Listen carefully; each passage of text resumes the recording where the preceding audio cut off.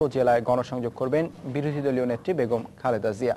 নয়াপল্টনে দলীয় কার্যালয়ে এক সংবাদ সম্মেলনে বিএনপির ভারপ্রাপ্ত মহাসচিব মির্জা ফখরুল ইসলাম আলমগীর কিছুক্ষণ আগে এসব কর্মসূচি ঘোষণা করেন। মির্জা ফখরুল বলেন, রাজনীতিতে ইতিবাচক পরিবর্তন আনতে সচেতনভাবে হরতাল অবরোধের মতো কর্মসূচি এড়িয়ে গিয়ে এসব কর্মসূচি দেওয়া হয়েছে। কর্মসূচির মধ্যে দ্রব্যমূল্যের ঊর্ধ্বগতি, পদ্মা সেতু দুর্নীতি, বিরোধী দলীয় নেতাদের বিরুদ্ধে মিথ্যা মামলা প্রত্যাহার দাবি এবং হত্যা, গুম ও সন্ত্রাসের প্রতিবাদ সহ বিভিন্ন দাবি দেওয়া রয়েছে।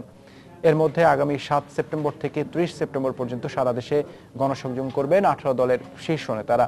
এছাড়া বিভিন্ন শিক্ষা প্রতিষ্ঠান বন্ধের প্রতিবাদে আগামী 6 সেপ্টেম্বর, পদ্মা সেতুতে দুর্নীতির প্রতিবাদে আগামী 9 সেপ্টেম্বর, দ্রব্যমূল্য বৃদ্ধির প্রতিবাদে 16 সেপ্টেম্বর, গুম খুনের প্রতিবাদে 23 সেপ্টেম্বর এবং বিরোধী দলীয় নেতার বিরুদ্ধে মিথ্যে মামলা দেওয়ার প্রতিবাদে 30 সেপ্টেম্বর জেলা ও উপজেলা পর্যায়ে বিক্ষোভ সমাবেশের ঘোষণাও দেওয়া হয়। প্রতিটি কর্মসূচিতে 18 দলীয় জোট নেতারা উপস্থিত থাকবেন। তবে এসব কর্মসূচির প্রধান দাবি থাকবে নির্দলীয় নিরপেক্ষ সরকারের অধীনে আগামী সংসদ নির্বাচন করা।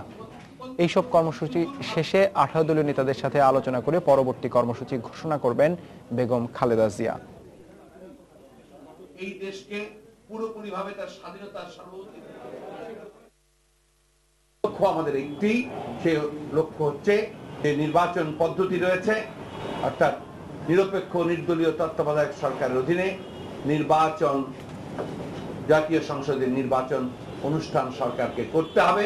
সচেতন হবে আমরা এমন কোন কর্মসূচি দিতে চাই না যে কর্মসূচি দেশের জনগণের জন্য সমস্যা তৈরি হয়, যে কর্মসূচিতে দেশের অর্থনীতি ক্ষতিগ্রস্ত হয়।